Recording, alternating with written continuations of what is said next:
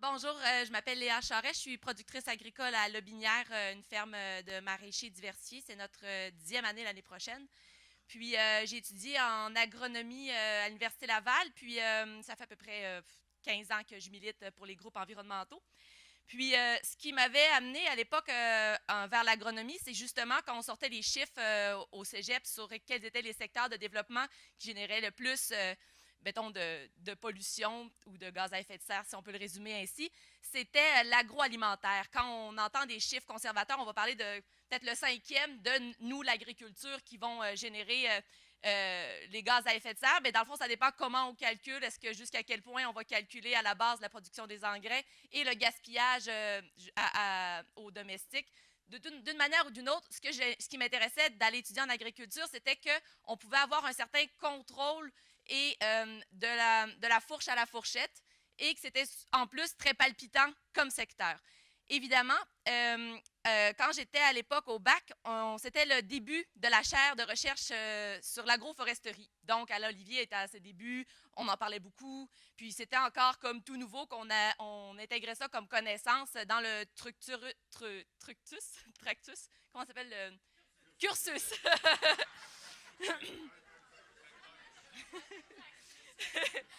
Principal du cours. Et puis aussi, à l'époque, il y avait 5 finissants en sciences des sols.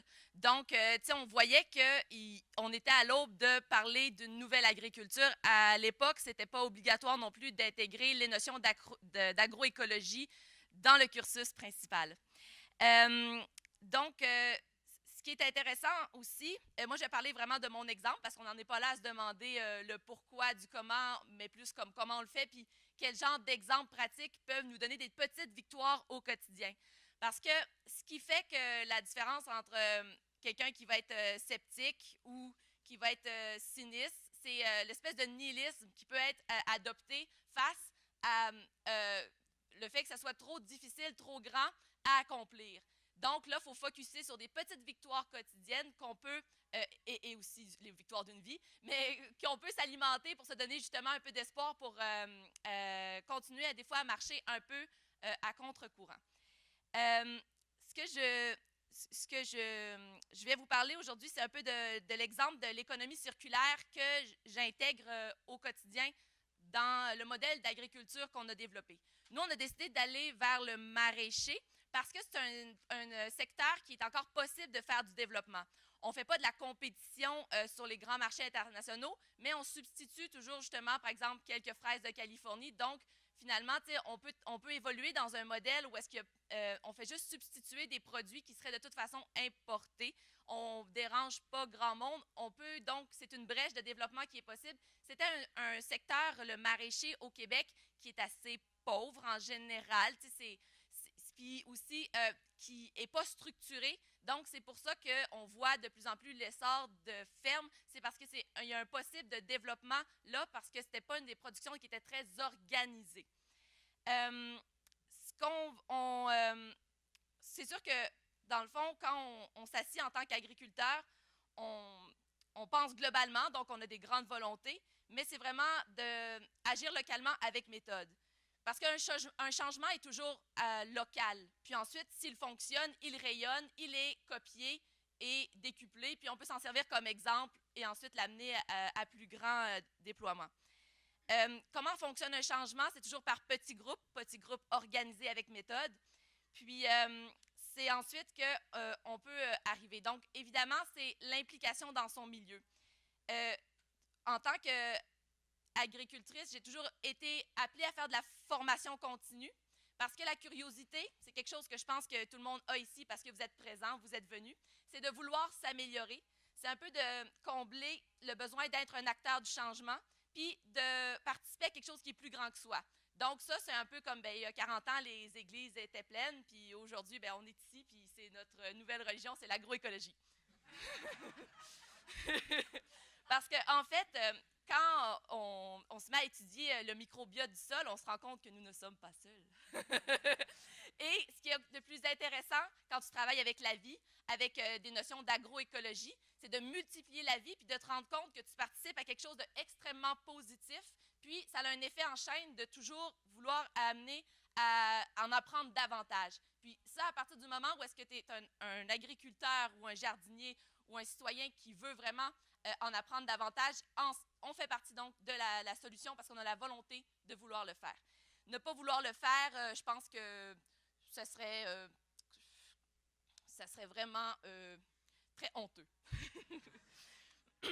Maintenant, l'implication. Moi, principalement, mettons, en ce moment, je suis impliquée au sein de mon syndicat de producteurs agricoles, puis aussi au sein d'une coopérative qui s'appelle la Coopérative d'agriculture de proximité écologique. Ce qui fait, c'est que quand on travaille comme ça en coopération, on a toujours comme une sentinelle de qu'est-ce qui se passe autour. On est conscient de ce qui se passe dans son milieu. Puis, on peut vraiment comme interagir avec des gens. Parce que la chose la plus, dans le fond, il faut vraiment briser l'isolement. La plupart des gens qui vont être sceptiques ou nihilistes, c'est parce que probablement ils sont isolés puis déconnectés de leur réalité. En tout cas, de la réalité terrain. Puis, ce que je pense, c'est qu'en faisant de l'agriculture de proximité, on a une réponse très, très rapide aussi avec le client. Puis, ça nous donne un feedback de s'améliorer et de devenir meilleur. Par exemple, quand on fait, c'est juste que c'est ce que je me suis rendu compte, c'est qu'en faisant sa mise en marché soi-même, on peut rapidement répondre à la demande et s'ajuster. On reçoit aussi de la gratitude de son client, ce qui nous encourage à devenir meilleur. Puis aussi, c'est que ça nous brise de notre isolement de s'impliquer dans les différents organismes à but non lucratif ou syndicats locaux, bref, dans sa réalité proximale. Donc, finalement, dans une semaine, on ne va pas juste voir le laitier, puis le vendeur. On va aussi voir des gens avec qui on peut échanger des idées sur nos réalités. Parce que c'est un peu ça qui va faire la différence entre quelqu'un qui veut vraiment continuer à planter des arbres puis faire des brise-vents, c'est d'avoir des informations autres que celles de quelqu'un qui aurait quelque chose d'autre à vous vendre que le bien commun. Mais ce que je voulais vous donner comme exemple, je vais juste relire mes notes. Vous voyez, j'ai pris mes notes sur mes napperons de Ensemble, dynamisons notre territoire. Ce matin, j'étais dans le champ en train d'essayer de sauver le plus de légumes possible avant le gel de ce soir. Mais ce que je voulais vous donner aussi, c'est que quand on fait ce qui est intéressant, c'est qu'on nous a beaucoup vendu le modèle de l'entrepreneur. L'entrepreneur agricole, donc, doit souvent faire, justement parce que sa mise en marché n'est pas organisée, doit essayer de la développer. Puis, la proximité, c'est une manière très intéressante justement pour limiter le gaspillage en amont. Donc, on va produire les bonnes quantités selon la demande. Mais aussi, si jamais il y a des numéros 2, à la place de les gaspiller, là, on va sortir l'orange croche, essentiellement faite à base de carottes croches. Fait que, il y a comme moyen de toujours avoir un certain contrôle. Comme ça, si on perd pas tout. On n'a pas mis ses œufs tous dans le même panier. Donc, ce qui est intéressant, c'est qu'avec un milieu solidaire, tissé serré, on peut se revirer puis aller vers quelque chose d'autre. Comme ce soir, on va perdre des légumes, on ne les perdra pas tous parce qu'on en a fait plusieurs sortes. C'est l'idée de la proximité, c'est aussi d'essayer d'utiliser plusieurs cordes à son arc et justement d'aller chercher c'est un autre modèle de développement économique qui, ensuite, ça revient à l'entrepreneur agricole de vérifier ses finances pour que ça soit rentable. Sauf qu'on vient aller chercher un monde des possibles dans le développement vertical. La coopérative d'agriculture de proximité écologique à laquelle je participe, c'est à peu près 190 membres qui font leur propre, sur le territoire, qui font eux-mêmes, ce qu'ils ont en commun, c'est qu'ils veulent développer l'agroécologie, puis ils font eux-mêmes leur propre mise en marché. Donc, c'est ça qui nous rassemble. Et puis, ce qu'on fait, c'est qu'on se dote de formation collective, d'achat collectif, un pouvoir de négociation et de lobbying, et aussi, par exemple, d'autoconstruction, comme les tracteurs électriques, nos vieux Farmall des années 40, la plupart des producteurs sont en train de les convertir en électrique. Puis ça, on le fait justement au mois de novembre, décembre, quand on n'est pas en train de préparer nos plans de fertilisation, on va modifier nos tracteurs, nos rotoculteurs. Donc, c'est la force du groupe qui peut évoluer dans un secteur non compétitif encore, parce qu'on est dans la substitution et non dans la compétition. Substitution de produits sur les tablettes, donc les 200 familles qui sont abonnées à ma ferme. La seule différence dans l'échelle globale, c'est qu'à la place d'acheter, mettons, des produits de la Californie, ça sera des nôtres. Donc, c'est à ce niveau-là qu'on peut encore se développer dans une coopération. Puis, il n'y a pas de compétition encore, ce qui fait que le milieu est très favorable à l'échange de connaissances. Et il y a un phénomène aussi de se pousser à devenir des scientifiques sur nos fermes. Par exemple, là, plusieurs fermes de membres de la coopérative avaient cet été des parcelles de recherche pour des variétés acclimatées. Donc, nous, on était simplement là pour multiplier les variétés qui ont été identifiées comme adaptées pour le Québec, rustiques, des poivrons nordiques qui peuvent mûrir au bon temps dans le binière. Ça, c'est difficile.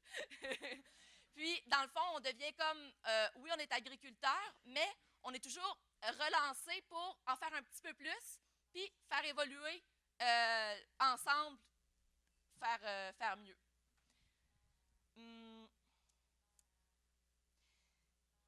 Ce qui est intéressant aussi, quand j'étais au bac en agronomie, j'avais un cours d'horticulture avec Yves Desjardins, qui était vraiment un passionné. Puis, on parlait beaucoup de la perte dans les fermes. Donc, tu sais, surtout dans les fermes de petits fruits. Puis, il y avait, mais on parlait de différentes choses. C'est aussi comme de se dire que si on veut un développement rapide, il faut faire attention un peu des fois où est-ce qu'on met nos énergies. Donc, le professeur était très demandé pour faire des recherches sur une pomme que quand on croque, elle aurait la génétique qu'elle ne ternirait pas tout de suite. Mais moi, dans ma tête, je me dis, c'est peut-être pas ça la priorité de recherche dans le monde en ce moment. Si vraiment la pomme, il faudrait qu'elle soit coupée, mise dans un petit sac chez Couche-Tard pour faire une collation. Il y a peut-être des choses plus prioritaires, comme par exemple un autre projet de recherche. C'est pour ça que des fois, il faut faire le ménage des priorités. Un autre projet de recherche, c'était toutes les pertes de petits fruits. Les petits fruits, on le sait, une framboise, on récolte ça, ça pourrit 1-2 jours après. Alors, les producteurs de petits fruits à cette époque-là n'étaient pas nécessairement réseautés. Puis, depuis, ils se sont développés une coopérative où est-ce qu'on récupère tous les petits fruits qui vont se perdre pour en faire des poudres qu'on va mettre dans les multivitamines smoothies pour les gens de jet set de Montréal là, qui n'ont pas le temps de manger de légumes. Mais tu sais, c'est le genre de choses, c'est le genre de choses intéressantes. T'sais, là, ça vaut la peine de mettre de l'énergie là-dedans. Un peu comme quand tu te rends compte que finalement, on crible la canneberge, parce que la canneberge, c'est donc bien bon en anthocyane, mais finalement, tout le feuillage était criblé, mais il n'avait plus d'anthocyane, les petites molécules qui mangent les métastases. Là. Il n'avait plus dans tout le feuillage criblé. Mais ça, c'est intéressant, tu sais, finalement, ce qui s'en allait. En plus, je me souviens, c'était un projet de recherche qu'il était comme pris avec des tonnes de feuillage, puis il ne savait plus trop quoi en faire. Ça se compostait mal parce que c'était trop riche en phénol. Puis, mais finalement, il y avait plus d'anthocyane dans le feuillage qu'on allait mettre au dépotoir.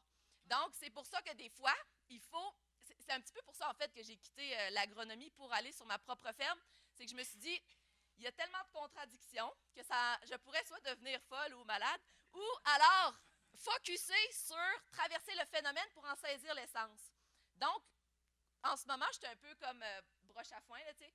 Mais mon but, quand même, ma vision, c'est de devenir une scientifique sur ma ferme. Donc, je vois ma ferme comme un laboratoire à ciel ouvert où est-ce qu'on développe un modèle qu'on veut en faire les preuves.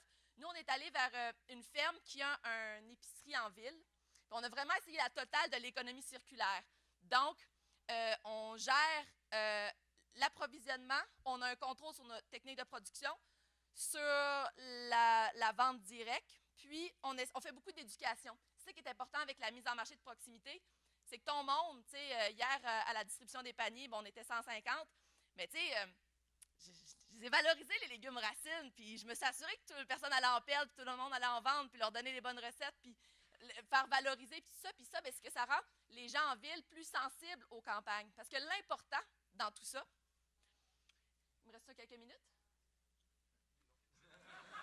En tout cas, mais l'important, c'est pas juste l'agriculture, tout ça, c'est aussi d'avoir dans une gestion des déplacements puis des gaz à effet de serre, c'est d'avoir des campagnes vivantes.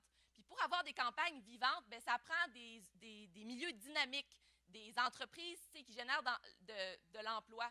Puis, y a pas, on ne va pas se partir une usine de textile, de lin ou de chanvre demain à Lobinière. On pourrait, mais ça ne sera pas demain. En attendant, il faut qu'on continue à garder des fermes familiales rentables. Puis pour ce faire, ça prend beaucoup de stratégies.